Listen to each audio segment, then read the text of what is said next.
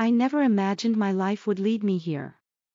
If you had asked me 10 years ago, I would have told you I was living the dream, a cozy suburban home in the Midwest, a loving husband, and two beautiful children. From the outside, I had everything. And for a long time, I believed it too. But as the years went by, something shifted. Maybe it was the monotony of Greg and me falling into predictable routines. Or maybe it was the part of me that always wondered what else was out there, buried beneath the perfection I tried so hard to maintain. Greg, my husband, is a good man. A great man, even. He's the kind of guy who works overtime without complaint, remembers anniversaries, and makes the best pancakes on Saturday mornings. But sometimes I wondered if Greg really saw me, not just as a wife and mother but as a woman. And I can't blame him entirely. I fell into the same patterns he did. Somewhere between PTA meetings, soccer practices, and folding endless piles of laundry, I lost myself. It all started with a conversation over wine on a quiet Friday evening. The kids were at a sleepover, and Greg and I had the house to ourselves. We sat on the couch, wine glasses in hand, the TV muted as we talked about the kind of things married couples discuss when they're trying to reconnect. Do you ever feel like we're stuck? I asked him. He furrowed his brow, confused. Stuck how? In a rut, I said, swirling the wine in my glass. Like we're just going through the motions. He thought for a moment, then nodded. I guess. But isn't that just life? You settle into a rhythm. But what if the rhythm isn't enough anymore? I whispered, my voice trembling. Greg looked at me, his blue eyes full of concern. What are you trying to say, Em? I hesitated. The words I wanted to say felt too big, too dangerous, to release into the open. But I was tired of keeping them bottled up. I've been thinking, I began carefully, about how to spice things up. His eyebrows raised slightly, a mix of curiosity and apprehension flashing across his face. Spice things up how? I set the glass down, my hands trembling slightly. This was it. The moment I'd been circling around in my head for weeks, debating if I even had the courage to bring it up. I don't know, Greg. I mean, we've been married for over a decade. We've never tried anything different. Don't you ever wonder what it would be like? He leaned back, the tension between us thick enough to feel. Are you talking about trying new things, in bed? He asked, his voice low, almost hesitant. Not just that, I said quickly. I mean, what if we allowed ourselves to explore? To see what it's like with other people? Greg froze, the words sinking in. His jaw tightened as he stared at me, processing what I'd just said. Are you serious right now? Yes, I admitted, my cheeks burning. I'm not saying we throw everything away, Greg. I love you. I love our life. But I feel like there's this part of me I've never let out, and I don't want to spend the rest of my life wondering what if. What if what? He pressed, his voice sharper now. What exactly are you saying you want, Emily? I took a deep breath. I want to try being with someone else. Someone else. His voice cracked slightly, disbelief washing over him. A black man, I blurted out before I could stop myself. The room fell silent. My heart pounded in my chest as Greg's expression shifted from confusion to shock. His wineglass was frozen midair, his knuckles white as he gripped it tightly. Emily, what the hell? He finally said, his voice barely above a whisper. I know how it sounds, I said quickly, my words tumbling over each other. But it's something I've thought about for a long time. It's not about you not being enough, Greg. It's about me. There's this curiosity I've had for years, and I can't shake it. You want to sleep with a black man, he repeated, almost as if he couldn't believe the words were coming out of his mouth. Yes, I whispered, unable to meet his gaze. Greg stood up and began pacing the room, running a hand through his short brown hair. So, let me get this straight. You're asking me, your husband, to be okay with you sleeping with someone else. Just so you can scratch some itch. It's not just an itch, I said softly. It's about experiencing something new, Greg. Something I've never allowed myself to explore. He stopped pacing and turned to face me, his face a mix of anger and hurt.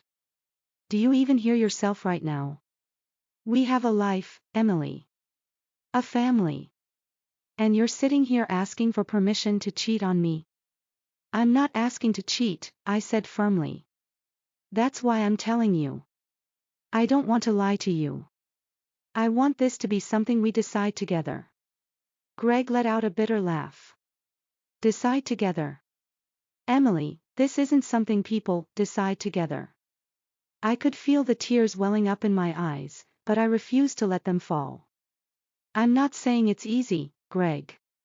But I need you to understand. This isn't about me not loving you. It's about me wanting to explore a part of myself I've kept hidden for too long. He sat back down on the couch, rubbing his temples as if trying to make sense of it all. I don't even know what to say to that, he muttered. We sat in silence for what felt like an eternity. My heart was pounding, my mind racing. Had I ruined everything?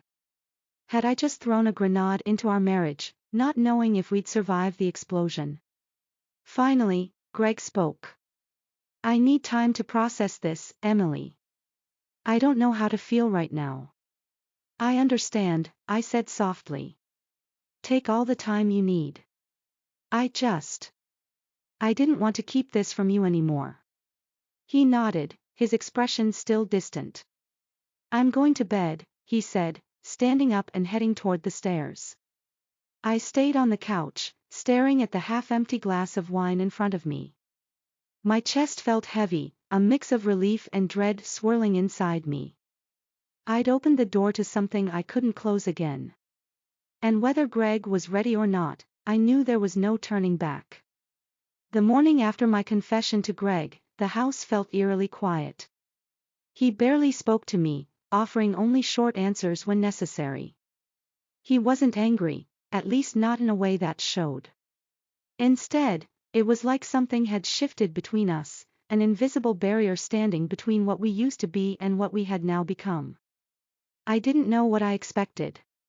Maybe for him to yell, to fight, to tell me I was crazy. But instead, his silence felt heavier than any argument could have. For the next week, we moved around each other like ghosts. He still kissed me goodbye before work, still asked about the kids, still did all the things a husband was supposed to do, but it felt hollow. And deep down, I knew that. By telling him my truth, I had planted a seed that could either grow into something we could work through, or something that would break us apart. And yet, despite the tension at home, I felt something else beneath it all. A sense of freedom. Like a door had opened inside me, and I had finally allowed myself to walk through it. That was when I decided to join the gym. Meeting Marcus. I had been thinking about making a change for a while, doing something for myself, outside of the house, outside of my role as a wife and mother. So, I signed up for a membership at a fitness center a few miles from our house, one I had passed dozens of times but never had the motivation to enter. The first few days were uneventful. I went in, did some cardio, lifted a few weights, and left without talking to anyone. But on the fourth day, I noticed him. GBP off is. Marcus. Hi. He was standing near the weight section, spotting someone on the bench press. Tall, muscular, and confident in a way that made people naturally gravitate toward him. His skin was a deep, rich brown, and the way he moved, fluid and powerful, made it hard to look away. I didn't approach him. I wasn't even sure why I was staring. But something about him felt different. I tried to focus on my workout, but my eyes kept drifting back to him. And then, just as I was finishing my last set, our eyes met. He smiled. It was a simple smile, friendly, casual, but it sent a jolt through me. I quickly looked away, my heart pounding. What the hell was I doing?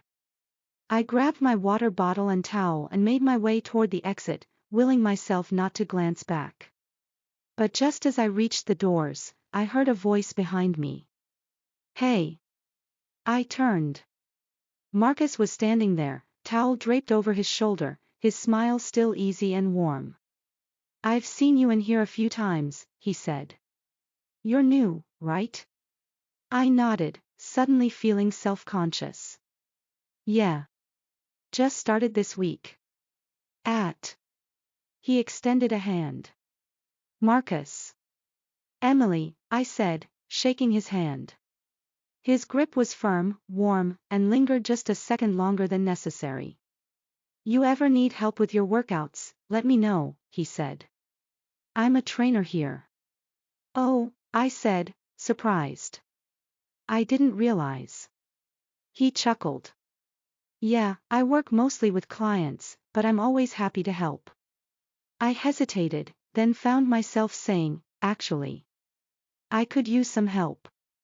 I have no idea what I'm doing half the time. He grinned. No worries. I got you. And just like that, a door I hadn't expected to open was suddenly wide open. A growing connection. Over the next few weeks, I started training with Marcus. At first, it was strictly professional. He showed me proper form, adjusted my technique, and pushed me harder than I would have pushed myself. But the more time we spent together, the more the energy between us shifted. It wasn't anything obvious.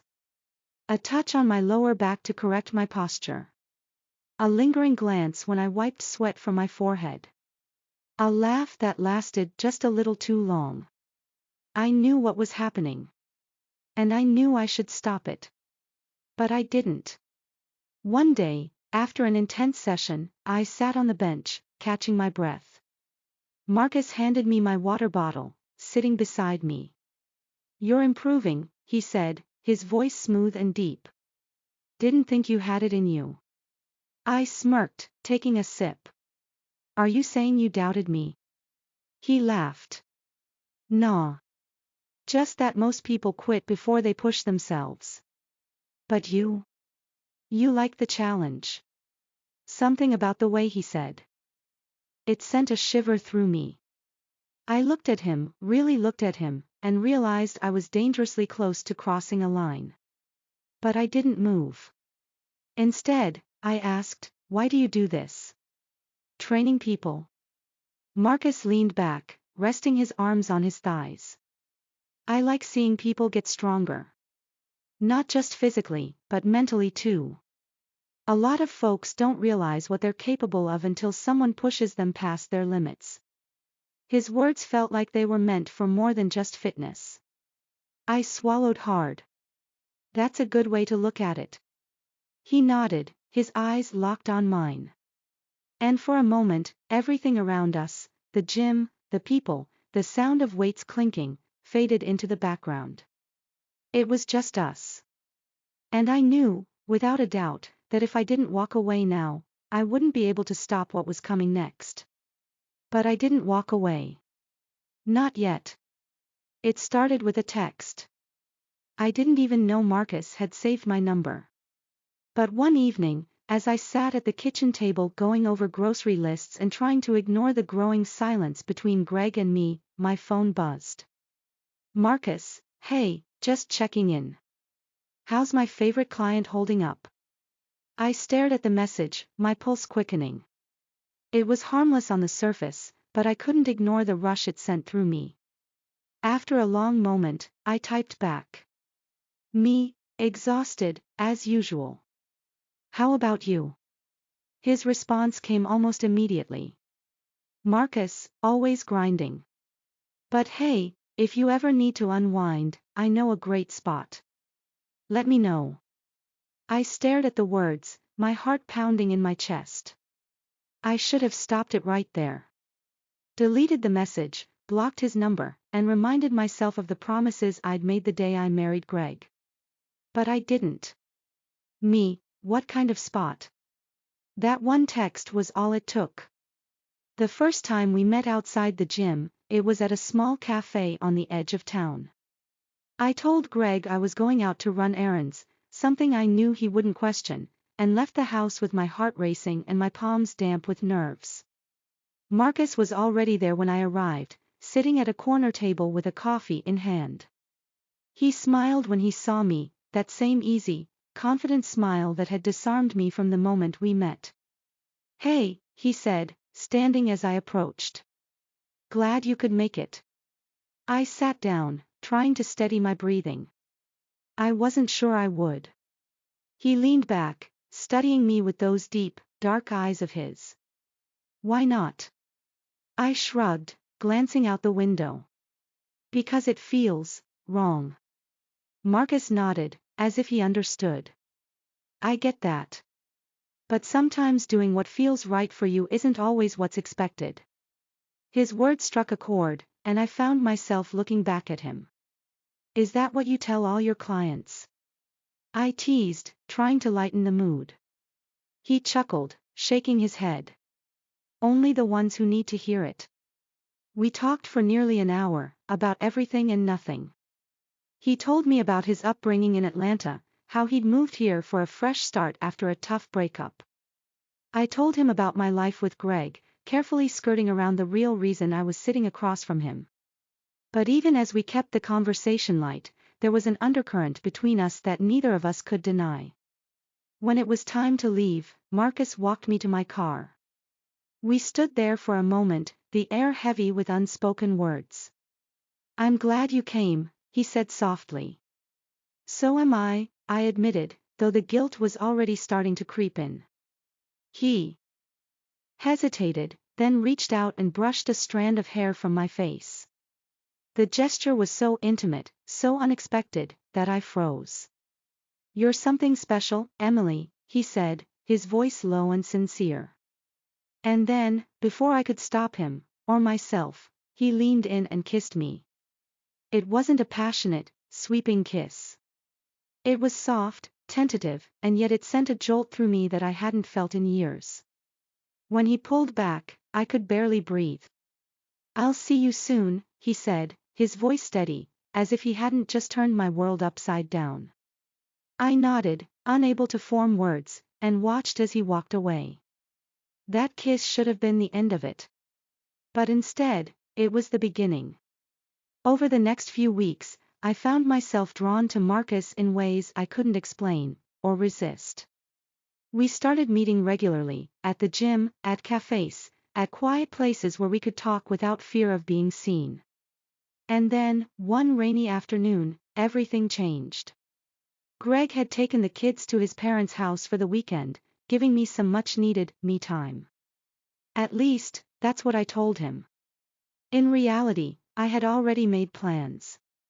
Marcus picked me up outside a grocery store, the rain tapping softly against his car windows as I climbed inside.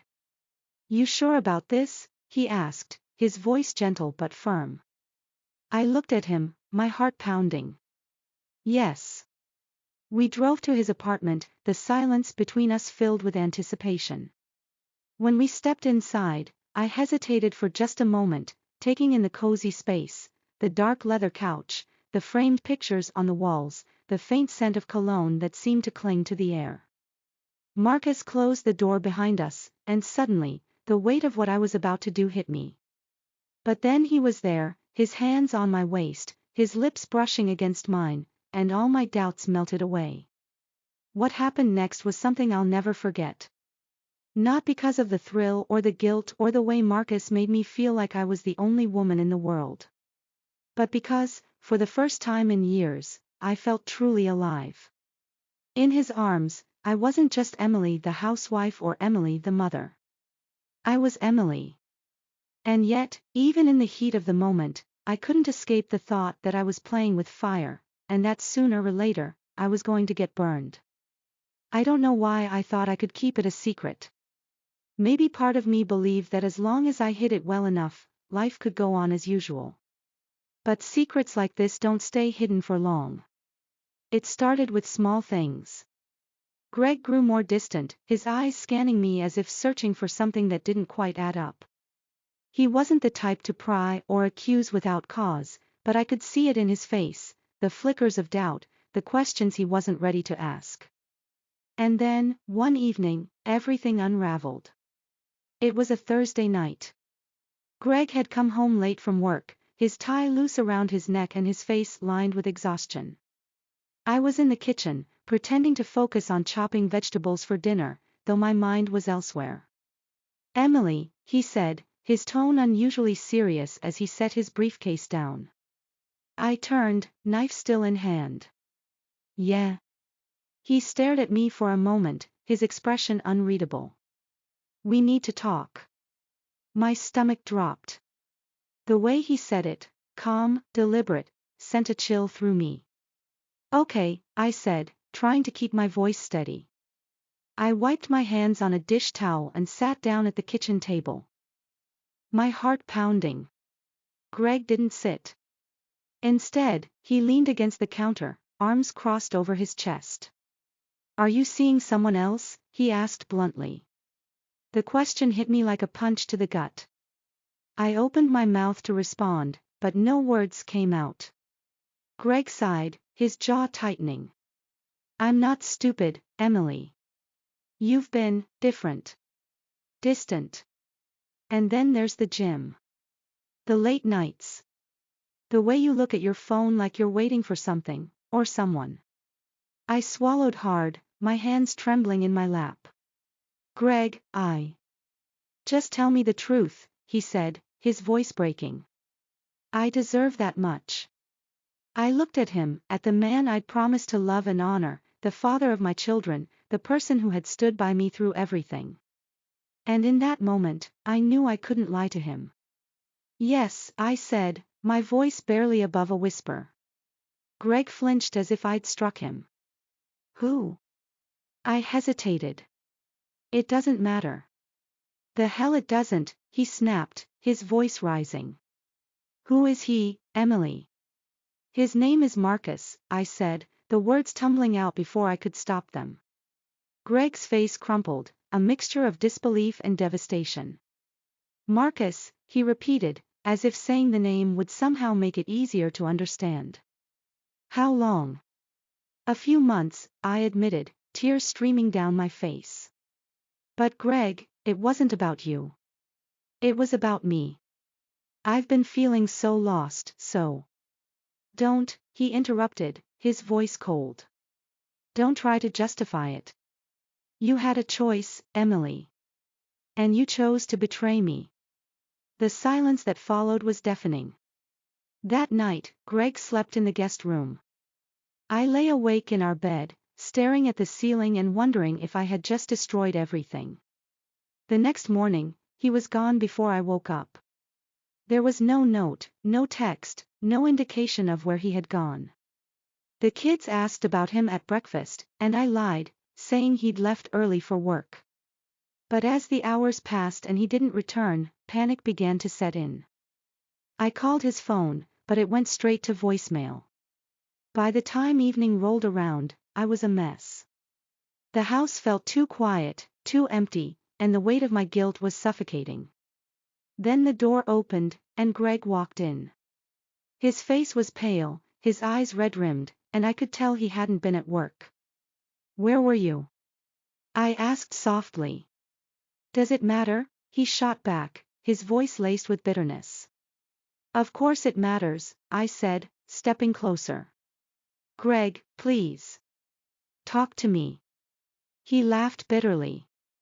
"Talk to you? About what, Emily? About how my wife cheated on me? About how I wasn't enough for you?" "That's not fair," I said, my voice trembling. "I never said you weren't enough. This wasn't about you. It was about me." "Yeah, you keep saying that," he muttered, running a hand through his hair. "But what does that even mean? You wanted to feel alive. You wanted excitement. So what, you threw away everything we built for some fling." "It wasn't a fling," I said quickly, though I wasn't sure why. Greg stared at me, his eyes narrowing. do you love him? The question caught me off guard. I don't know, I said honestly. I care about him, but. Unbelievable, he muttered, shaking his head. Greg, please, I begged, tears streaming down my face. I don't want to lose you. I love you. He looked at me, his expression filled with hurt and anger. You have a funny way of showing it. For the next few weeks, we existed in a strange limbo. Greg didn't move out, but he didn't come near me either. The kids could sense something was wrong, but we both did our best to shield them from the truth. As for Marcus, I stopped seeing him. I knew I had to. But cutting him off didn't erase what had happened, or the feelings I still hadn't fully sorted out. The hardest part was knowing that no matter how much I wanted to fix things, Greg might never be able to forgive me. And I wasn't sure I could blame him if he didn't. Time moves differently when your life is unraveling. Days felt like weeks, and yet everything blurred together into a haze of tension, guilt, and regret. Greg and I lived under the same roof, but the distance between us grew larger with each passing day. He wasn't cruel, but he wasn't kind either. We communicated only when necessary, usually about the kids or the household. And though he never brought up Marcus again, I could feel the weight of his unresolved anger in every glance, every strained silence. I tried to make amends in small ways, cooking his favorite meals, keeping the house in perfect order, giving him space, but nothing seemed to break through the wall he'd built around himself. And then, one evening, Greg came home with a look on his face that told me everything was about to change. Emily, we need to talk, he said, his tone calm but firm. I nodded, bracing myself as I sat down at the kitchen table. Greg joined me, his expression unreadable. He took a deep breath before speaking. I've been doing a lot of thinking, he began. About us. About what happened. My heart raced. Greg, I know I hurt you, and I'm so sorry. He held up a hand, stopping me. Let me finish. I nodded, swallowing hard. I've been trying to figure out if I can move past this, he said slowly. If we can move past this. And honestly, I don't know if I can. Tears welled up in my eyes, but I stayed silent, waiting for him to continue. You didn't just break my trust, Emily, he said, his voice trembling. You broke something inside me. Something I don't know how to fix. I never meant to hurt you, I said, my voice barely above a whisper. I know, he said, his eyes meeting mine. But that doesn't make it any easier. He leaned back in his chair, running a hand through his hair. I've been talking to someone. A counselor. That surprised me. You've been going to therapy. He nodded. Yeah. I figured if I was going to even think about forgiving you, I needed help sorting through all of this. Greg, I'll do whatever it takes, I said, leaning forward. Therapy, counseling, anything. I just want to make this right. He looked at me for a long moment, his expression softening just slightly. It's not just about making it right, Emily. It's about figuring out if we still have something worth saving. Over the next few weeks, Greg and I started going to couples therapy together. It was awkward at first, sitting in a small room with a stranger and laying bare all the messy details of our lives. But slowly, the sessions began to feel like a lifeline, a way to navigate the pain and confusion we were both feeling. Through therapy, I realized just how deeply I had hurt Greg. It wasn't just the infidelity, it was the way I had shut him out long before it ever happened. I had stopped seeing him as my partner, stopped sharing my fears and frustrations, and instead sought comfort in someone else. But I also began to understand myself better. The choices I had made, the emptiness I had been trying to fill, and the ways I had allowed my own insecurities to drive a wedge between us. For Greg, the process was just as painful. He admitted that he had taken our relationship for granted, assuming I would always be there, no matter how distant or disconnected we became. He acknowledged his own role in our struggles, though he made it clear that nothing justified what I had done. It wasn't easy, but slowly, we began to rebuild.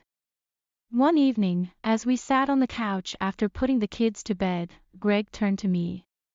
"Do you still think about him?" he asked, his voice quiet but steady. The question caught me off guard, but I answered honestly. "Sometimes," I admitted. "But not in the way you think. I don't miss him, Greg. I miss the way I felt when I was with him. And I realize now that I should have been able to feel that way with you."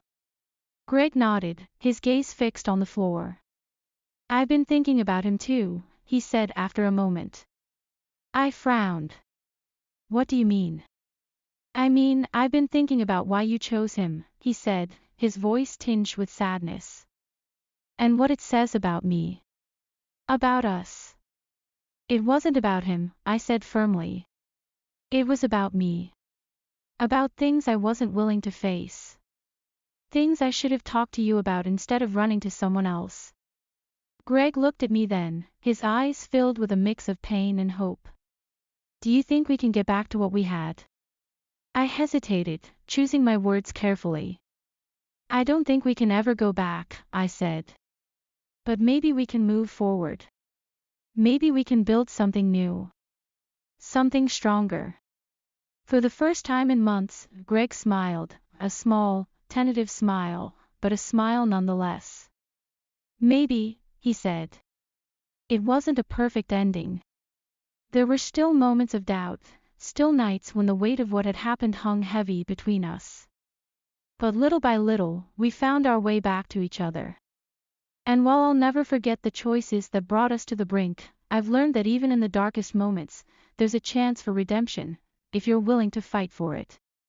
The end.